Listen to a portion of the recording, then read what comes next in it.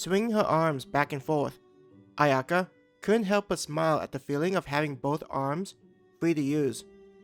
The naginata rested comfortably on her back. She felt like it had been a good idea to take the time to purchase the item.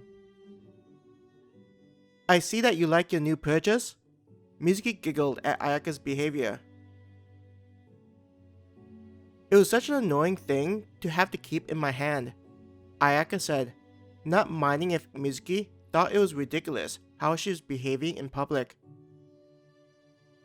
When they approached the monster processing counter, they were surprised to see that it was the same person that they had interacted with earlier. "Are the two of you ready to head back out?" the guild worker asked them with a smile on her face. "Yep, we're here to pick up the larger cart." Mizuki grinned, excited to head back outside to hunt monsters. Motioning with her hand, the worker indicated towards the door. "Feel free to enter. Your cart is already ready and waiting for you." Thanking the woman, Ayaka and Mizuki made their way towards the door.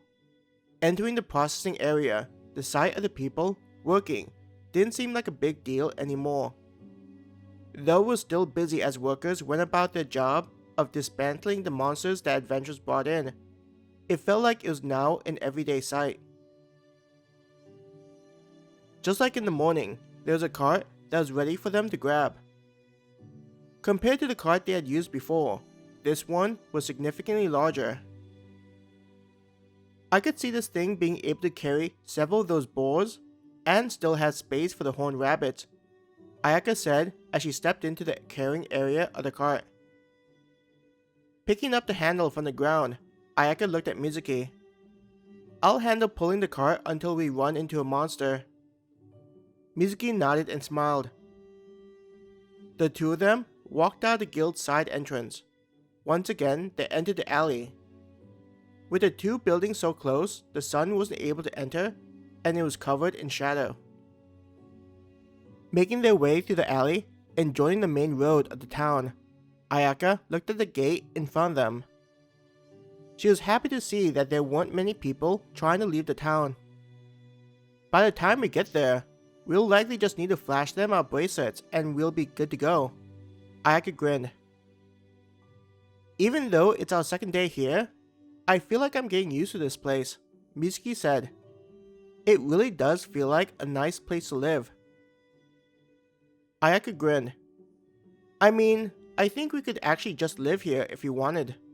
With the guild offering a place to sleep and having a way to earn money, it wouldn't be weird if we did that. I feel like if we did, then we should consider streaming more so other adventurers around the world could see what it's like," Mizuki suggested. Laughing, "That's actually a pretty good idea. I can imagine someone out there in the world enjoying what it's like living outside this place." Ayaka nodded at the thought. She reminded herself that once she was back in her room to check whether other adventurers were doing something similar.